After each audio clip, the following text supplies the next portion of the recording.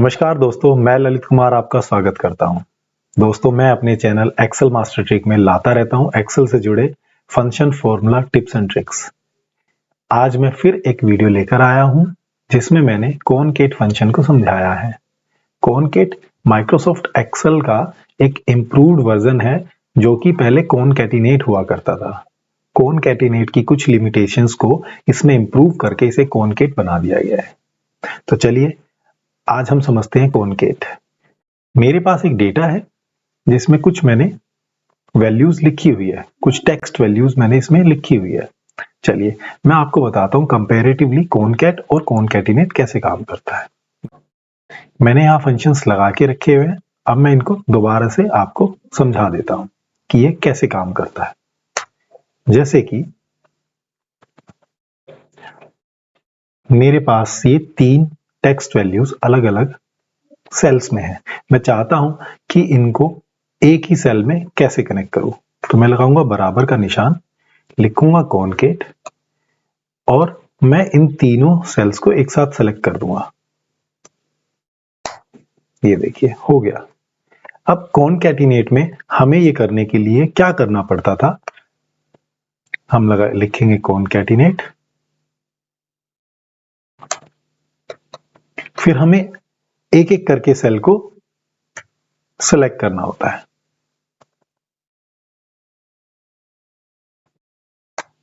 ये देखिए। तो कॉनकैट में क्या है कि हम एक ही बार में पूरी रेंज को सेलेक्ट कर सकते हैं। कॉनकैटिनेट में हमें एक एक सेल को बार बार सेलेक्ट करना पड़ता है। ठीक है, मैं और आगे आपको दिखा देता हूं। ये है कि बीच में अगर ब्लैंक सेल आ जाए तो कॉनकैट कैसे काम करता है। बराबर का निशान लगाएंगे, लिखेंगे कॉनकैट और पूरे डेटा को सेलेक्ट कर लेंगे। ये ऑटोमेटिकली अपने आप ही ब्लैंक सेल्स को इग्नोर कर देता है और आपको डेटा मर्ज करके देता है। ऐसा कॉनकैटिनेट में नहीं होता। कॉनकैटिनेट में वो फंक्शन हो ही नहीं पाता, एक एक सेल करके अलग से करना पड़ता है। एक और इंटरेस्टिंग इसका मैं दिखा देता हूं आपको कि कॉलम्स में जब बहुत सारे मैनी कॉलम्स हो जाए और उनको कैसे एक साथ कैसे हम ला सकते हैं, मैं दिखा देता हूं। वही है जो हमने अभी ऊपर किया था, वैसे ही है सेम। लिखेंगे कॉनकैट और हम एक तरफ से सेलेक्ट कर लेंगे और ये देखिए ये पूरा आ गया। अब इसमें कितने भी कॉलम्स हो सकते हैं, ये 4 कॉलम्स मैंने मर्ज किए हैं। इसमें कितने भी कॉलम्स हो सकते हैं, कितनी भी वैल्यू हो सकती है, कितनी भी बड़ी वैल्यू हो सकती है, वो इसमें सब मर्ज करके एक साथ शो हो जाएगा।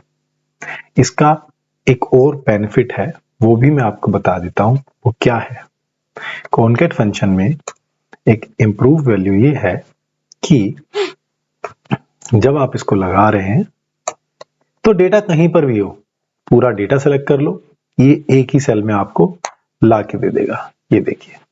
लेकिन अगर मैं इसको कनकैटिनेट लगाना चाहूं तो नहीं हो पाएगा। कनकैटिनेट है, मैं क्या करूंगा कि एक एक करके लगाऊंगा, एक एक करके सेलेक्ट करूंगा। इस तरीके से मुझे बार बार एक एक सेल को सेलेक्ट करना पड़ेगा और तब ये टेक्स्ट मर्ज होगा। ये देखिए, कॉनकैट बहुत ही शॉर्टेस्ट फॉर्मूला है कॉनकैटिनेट के लिए।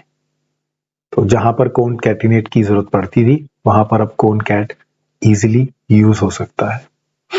अभी देखिए बहुत सारे मेरे पास यहां पर टेक्स्ट वैल्यूज है रोज में। मैं इसको भी अगर कनेक्ट करना चाहूं तो इसको कैसे कनेक्ट कर सकता हूं, मैं बता देता हूं। यहां पर लगाएंगे बराबर का निशान, लिखेंगे कॉनकैट और यहां से बस सेलेक्ट करना शुरू कर देंगे हम। ये डेटा हमने सेलेक्ट कर लिया, ब्रैकेट बंद। ये देखिए झटपट से वैल्यू आपकी पूरी एक सेल में मर्ज हो गई। अब अभी तक तो हमने देखा कि कैसे हम हर सेल को कैसे मर्ज कर ले, डेटा को, वैल्यू को, टेक्स्ट वैल्यूज को कैसे मर्ज कर ले। अब मैं आपको बताता हूं कि इसके बीच में गैप कैसे देना है, कि स्पेस कैसे देना है, कोई डेलीमीटर कैसे देना है। डेलीमीटर जो 2 टेक्स्ट वैल्यूज को सेपरेट करता है, वो कोमा हो सकता है, इन्वर्टेड कोमास हो सकता है, डैश हो सकता है, स्लैश हो सकता है, बैक स्लैश हो सकता है। तो मैं बता देता हूं ये कैसे होगा। अब इसमें हम अलग अलग सेलेक्ट करेंगे, जैसे कि लिखेंगे कॉनकैट, मैंने यहां इसको सेलेक्ट किया, कोमा, इन्वर्टेड कोमास के अंदर स्पेस, फिर इन्वर्टेड कोमास, फिर कोमा, फिर दूसरा टेक्स्ट सेलेक्ट किया, कोमा, फिर इन्वर्टेड कोमास के अंदर स्पेस, फिर कोमा, और फिर लास्ट टेक्स्ट हमारा, और मैं इसको ब्रैकेट बंद करके एंटर करूंगा। ये देखिए स्पेस आ गया। अगर हम स्पेस नहीं चाहते और सिर्फ हम चाहते हैं कि एक कोमा लगकर आ जाए तो वो भी हो सकता है। वो कैसे होगा, बराबर का निशान, कॉनकैट, पहली टेक्स्ट वैल्यू सेलेक्ट कर ली, कोमा, इन्वर्टेड कोमास के अंदर जो डेलीमीटर हमें चाहिए डैश, डैश लगा देंगे, फिर इन्वर्टेड कोमास, फिर कोमा लगाएंगे और हम दूसरी वैल्यू को सेलेक्ट कर लेंगे, फिर कोमा, इन्वर्टेड कोमास के अंदर फिर डैश, इन्वर्टेड कोमास, फिर कोमा और लास्ट वैल्यू, फिर ब्रैकेट बंद और एंटर। ये देखिए हर टेक्स्ट वैल्यू के बीच में डैश आ गया। डैश की जगह स्लैश रखना चाहते हैं, कोमा रखना चाहते हैं, वो भी इसमें हो जाएगा।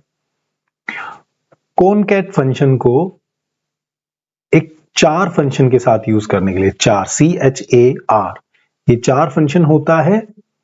इसमें एक मल्टीपल फंक्शंस यूज हो जाते हैं और इसके लिए हम अलग अलग नंबर्स यूज करते हैं। मैं बता देता हूं कि 410 को कैसे यूज करते हैं। 410 यूज करता है लाइन ब्रेक करने के लिए।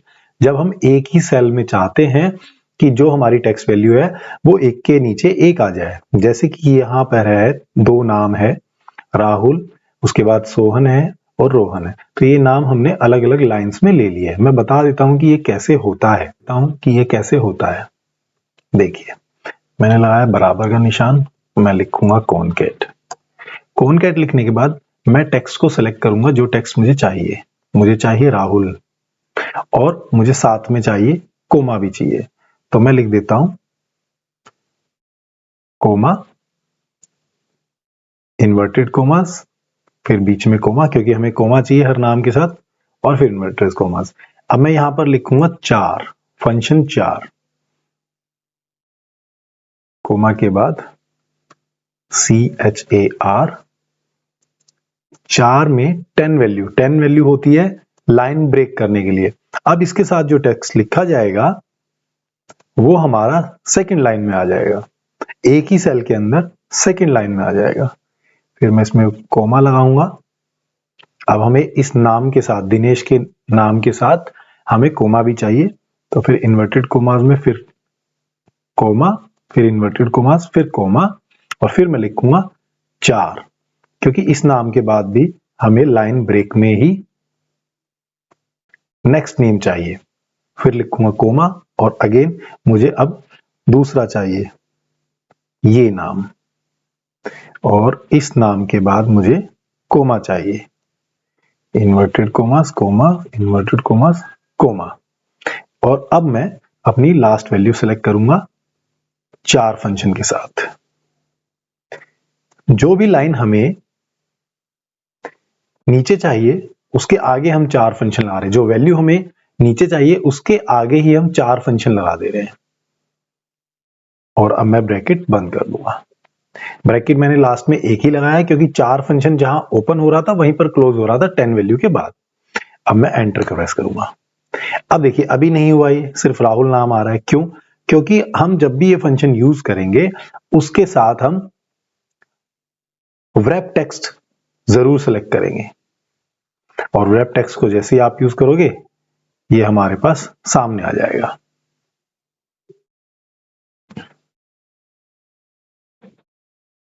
ये देखिए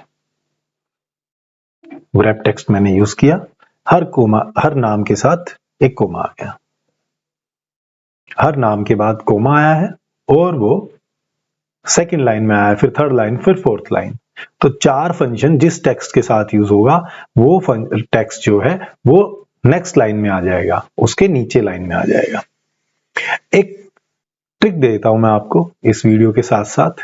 ये देखिए, कभी आपको अपनी एक्सेल शीट में अगर सिर्फ एक घड़ी बनानी हो, घड़ी लगानी हो जो करंट टाइम आपको शो करता रहे, वो मैं आपको इसमें बता देता हूं। कॉनकैटिनेट के साथ भी ये हो जाता है और कॉनकैट के साथ भी ये हो जाता है। तो मैं आपको बताता हूँ ये लगाया कैसे मैंने। मैं लिखूंगा बराबर कॉनकैट। अब मुझे करंट टाइम लिखा हुआ चाहिए, तो इन्वर्टेड कोमास के अंदर मैं लिख दूंगा करंट टाइम।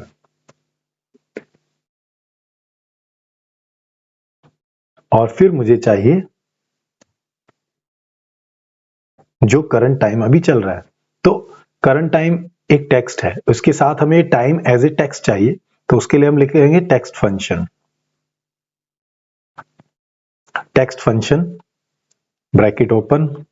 अभी हमें चाहिए करंट टाइम यानी कि नाउ, और नाउ के अंदर हम लिख देंगे ब्रैकेट ओपन बंद, ब्रैकेट ओपन क्लोज, और कोमा लगा के हमें किस फॉर्मेट में टाइम चाहिए वो हम यहां लिख देंगे HH MM, और उसके बाद AM या PM। इन्वर्टेड कोमास के अंदर लिखेंगे एज ए टेक्स्ट फंक्शन लिख रहे हैं, ब्रैकेट बंद। ये देखिए अभी 6:35 हुए हैं, और जैसे जैसे टाइम बीतेगा ये टाइम चेंज होता जाएगा। तो आप कभी एक्सेल शीट में काम कर रहे हैं और आपको चाहे टाइम का अंदाजा नहीं हो रहा है, या आप चाहते हैं कि उस शीट में हमेशा करंट टाइम शो करता रहे, तो ये आप अपने कहीं कोने में एक्सेल शीट में लगा के रख सकते हैं। ये वीडियो आपको कैसी लगी मुझे कमेंट करके बताएं।